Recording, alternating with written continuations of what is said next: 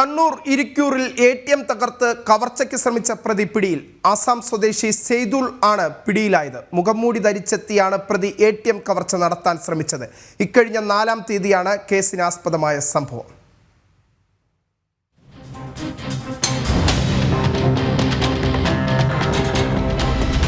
ഇരിക്കൂറിൽ ATM തകർത്ത് കവർച്ച നടത്താൻ ശ്രമിച്ച സംഭവത്തിൽ CCTV കേന്ദ്രീകരിച്ച് നടത്തിയ അന്വേഷണത്തിനൊടുവിലാണ് പ്രതി പിടിയിലായത്.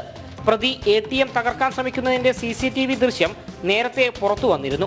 തുടർന്ന് ATMന് സമീപത്തെ CCTV ദൃശ്യങ്ങൾ പോലീസ് പരിശോധിക്കുകയും പ്രതി ഇതര സംസ്ഥാന തൊഴിലാളിയാണെന്ന് തിരിച്ചറിയുകയും ചെയ്തു. തുടർന്ന് പോലീസ് നടത്തിയ അന്വേഷണത്തിലാണ് ആസാം സ്വദേശി സെയ്ദുൾ എന്നയാൾ ഇരിക്കൂർ കല്യാട് നിന്ന് പോലീസ് പിടിയിലായത്. ചെങ്കൽ ഖനന തൊഴിലാളിയാണ് പിടിയിലായ സെയ്ദുൾ. പൊളിക്കാൻ ശ്രമിച്ച ATM സ്ഥിരമായി പ്രതി നിരീക്ഷിച്ചിരുന്നതായാണ് വിവരം.